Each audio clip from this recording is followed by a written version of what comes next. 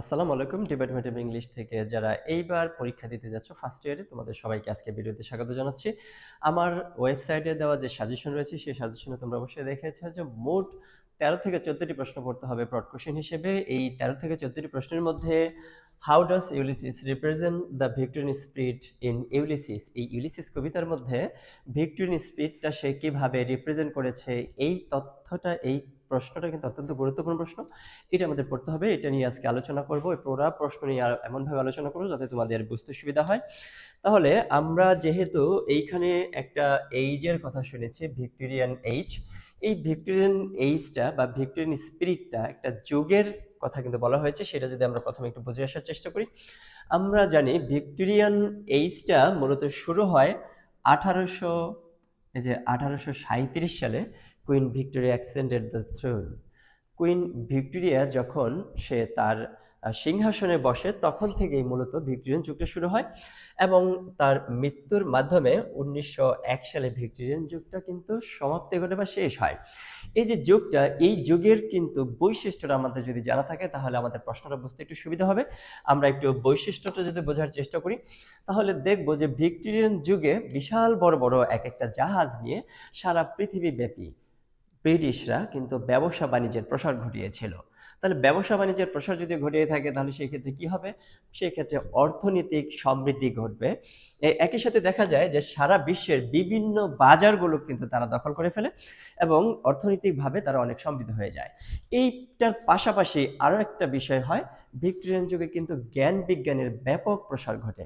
জ্ঞান বিজ্ঞানের যে চর্চা, নতুন কিছুকে জানার যে চর্চা, এই যে লোকজন, এই লোকজনের মধ্যে কিন্তু নতুন কিছু দেখার, না দেখাকে দেখার, না জানাকে জানার স্পৃহা জাগতে থাকে। আমরা কিন্তু এই বিষয়গুলোই আজকে আমরা ইউলিসিস কবিতার মাধ্যমে এই প্রশ্নে আলোচনা করব। কারণ যখন দেখা যায় একজন মানুষের অর্থনৈতিক মুক্তি ঘটে তখন কিন্তু সে পৃথিবীটাকে দেখতে চায়, ঘুরে ফিরে একটু সময় কাটাতে চায়, এই বিষয়টাই কিন্তু ঘটে। এখন আমরা কিন্তু এই কবিতার যে প্রশ্নটা রয়েছে সেই প্রশ্নটাতে যদি যাই তাহলে দেখব যে আমরা একদিক থেকে যে প্রশ্নের ব্যাখ্যাটা করতে দিচ্ছে তোমাদের, তাহলে Alfred Lord Tennyson, Alfred Lord Tennyson, আমরা কিন্তু টেনিসনের আচ্ছা, আলফ্রেড লর্ড টেনিসন, এই নামটা কিন্তু আমাদের মানে খুবই পরিচিত, কারণ আমরা ইতিমধ্যে পড়েছি, এই কবিতাটা পড়েছি, এর জন্য পরিচিত। তাহলে পোয়েম ইউলিসিস, ইউলিসিস কিন্তু কবিতার নাম।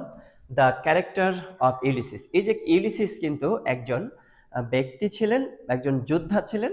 যে যোদ্ধায় তার সম্পর্কে যদি, ইউলিসিস সম্পর্কে যদি আমরা অল্প একটু জেনে আসার চেষ্টা করি তাহলে দেখব যে ইউলিসিস কিন্তু যে ট্রয় নগরীতে যুদ্ধ হয়েছিল, ট্রোজান ওয়ার নামে পরিচিত যে বিখ্যাত যুদ্ধ, এইখানে কিন্তু 10 বছর সে যুদ্ধ করে। 10 বছর যাবৎ কিন্তু ট্রয় নগরীতে সে যুদ্ধ করে গ্রিকদের হয়ে। এইখানে যুদ্ধ করার পরে সে কিন্তু বিজয় অর্জন করে যখন তার নিজের রাজ্য ইথাকায় রিটার্ন করে তখন কিন্তু একটা জাহাজের মাধ্যমে তার যে কমরেড গুলো রয়েছে, তার যে সহচর সহযোদ্ধা রয়েছে তাদের সাথে ফেরত আসে। এইখানে একটা ঘটনা ঘটে, বিভিন্ন জায়গায় বিভিন্ন পরিস্থিতিতে তার কিন্তু বাড়িতে ফিরতে সময় লাগে আরো 10 বছর। তাহলে সে কিন্তু শেষ বয়সে এসে সে তার রাজ্যে এসে পৌঁছায়। রাজ্যে এসে পৌঁছানোর পরে সে তার বৃদ্ধ ওয়াইফের সাথে কিন্তু সে সময় কাটায় এবং একই সাথে রাজ্যের যে সভাসদ রয়েছে, যে সাধারণ লোকজন রয়েছে তাদের সাথে সময় কাটাতে তার কিন্তু তখন আর ভালো লাগে না। তার তখন মনে হয় যে আমি যদি আবার বের হয়ে যেতে পারি, এর জন্য তার যে সহযোদ্ধারা ছিল তাদেরকে ডেকে আনে যে চলো আমরা আবারও জ্ঞান পিপাসা, জ্ঞানের অর্জনের জন্য আমরা আবার বের হয়ে যাই, আবার সমুদ্রে যাই। তাহলে এই যে বিষয়টা, এই বিষয়টা কিন্তু ভিক্টোরিয়ান যুগের সাথে মিলে, কারণ কি ভিক্টোরিয়ান যুগের লোকজন কিন্তু জ্ঞান অর্জনের প্রতি তাদের একটা আগ্রহ তৈরি হয়েছিল। আমরা কিন্তু ইউলিসিসের মধ্যেও সেই একই পিপাসা দেখতে পাই। তাহলে আমরা যদি কবিতাটার যে প্রশ্ন যদি আমরা বোঝার চেষ্টা করি, Alfred Lord Tennyson's poem Ulysses, the character of Ulysses, ইউলিসিসের যে ক্যারেক্টারটা রয়েছে তাকে কিন্তু আরেকটা নামে পরিচিত, ইলিয়েট যে মহাকাব্য রয়েছে সেখানে কিন্তু সে ওডিসাস নামে পরিচিত, serves as a powerful symbol of Victorian spirit. এই যে ক্যারেক্টারটা, এই ক্যারেক্টারটা কিন্তু একটা শক্তিশালী প্রতীক হিসেবে আমাদের সামনে প্রতীয়মান হয় ভিক্টোরিয়ান যুগের স্পিরিট হিসেবে।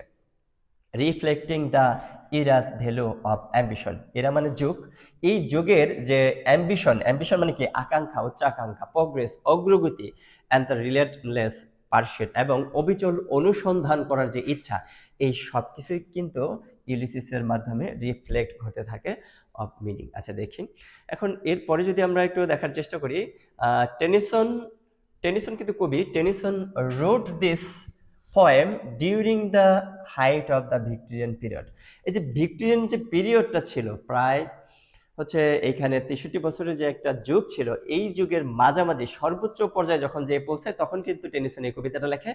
এ time characterised by rapid industrialisation, খুব দ্রুত শিল্পায়ন ঘটতে থাকে, কিন্তু ইংল্যান্ডে কিন্তু খুব দ্রুত তখন শিল্পায়ন করতে থাকে, ইম্পেরিয়াল এক্সপেনশন, এবং মানে সাম্রাজ্যের বিস্তার ঘটে, and a growing emphasis on individual achievement, এবং ব্যক্তিগত অর্জনটা কে কতটুকু করতে পারছে এই বিষয়গুলো কিন্তু গুরুত্ব প্রদান করতে থাকে, অ্যান্ড ইট সেলফ, এবং মানে সেলফ অ্যান্ড সেলফ ইমপ্রুভমেন্ট, এবং ব্যক্তিগত উন্নয়নের প্রতি মানুষ কতটুকু করতে পারছে এটুকু দিয়ে কিন্তু তাকে বিবেচনা করা হইতো। এই বিষয়গুলোর জন্য মানুষজন জ্ঞান বিজ্ঞান, নতুন কিছু জানা, নতুন কিছু আবিষ্কার, এই বিষয়গুলোতে তাদের প্রচন্ড আগ্রহ তৈরি হয়ে যায়। এর পরের প্যারাটা যদি আমরা দেখার চেষ্টা করি, Ulysses who has return to his home after a long and difficult journey. আমরা কিন্তু শুরুতে জেনে এসেছি সে কিন্তু 10 বছর যুদ্ধ করে আরো 10 বছর তার রাস্তায় কিন্তু কেটে যায় সমুদ্র পথে। এই যে বিশাল বড় একটা জার্নি, ডিফিকাল্ট একটা জার্নি যখন যাত্রা সম্পূর্ণ করে তার বাড়িতে পৌঁছাইলো, ফাইন্ড হিমসেলফ ডিসস্যাটিসফাইড, নিজেকে সে পাইলো যে সে একদমই অসন্তুষ্ট। কেন অসন্তুষ্ট? উইথ দ্য লাইফ অফ ডোমেস্টিসিটি, ওই যে গৃহস্থালী জীবনযাপন, ছেলে মেয়ে মানে এইখানে হচ্ছে সাধারণ জীবনযাপন, এখানে নতুন কিছু শেখার কিছু নেই, শুধু মানে গাড়ি টেনে চলা, এই বিষয়গুলো তার ভালো লাগতে শুরু করলো না, এটা নিয়ে সে অসন্তুষ্ট হতে শুরু করলো।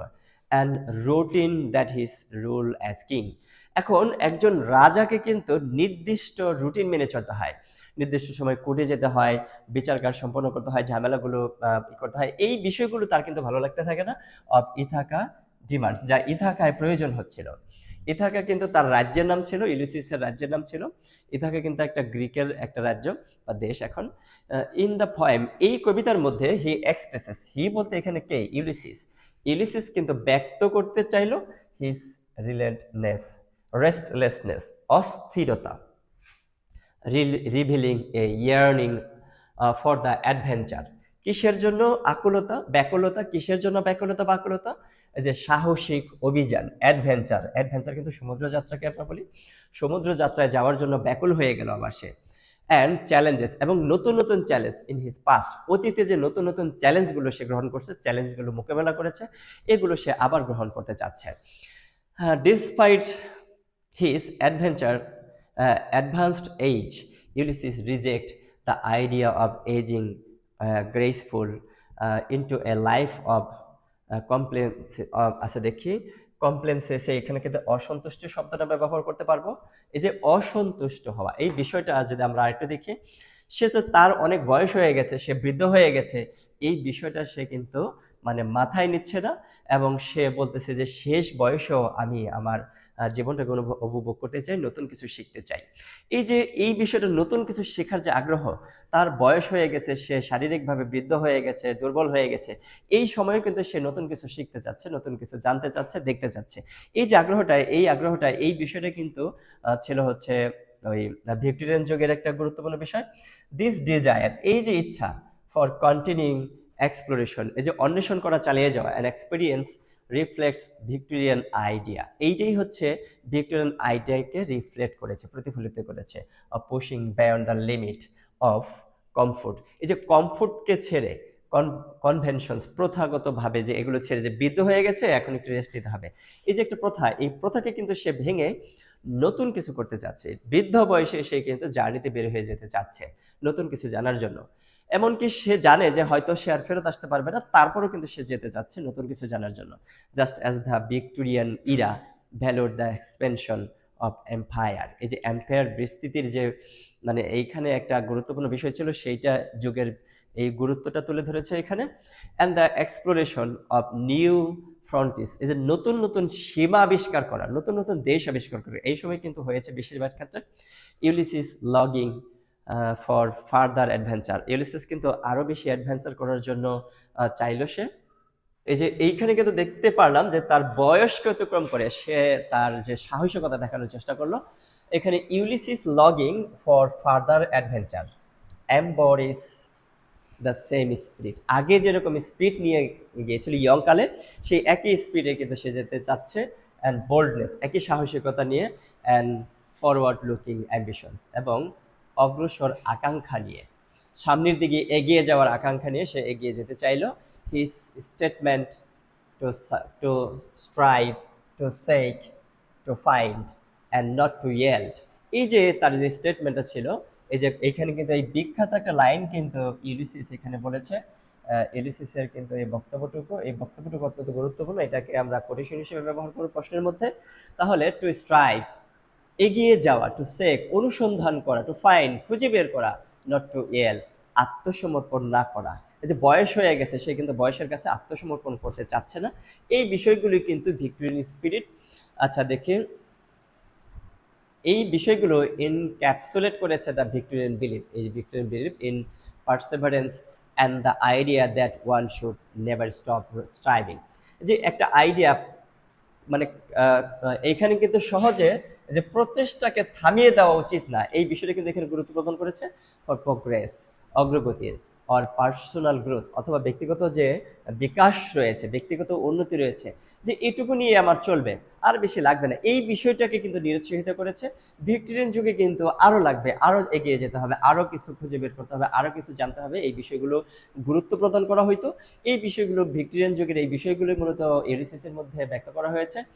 আচ্ছা, the Victorian period was marked by strong believe in the value of hard work.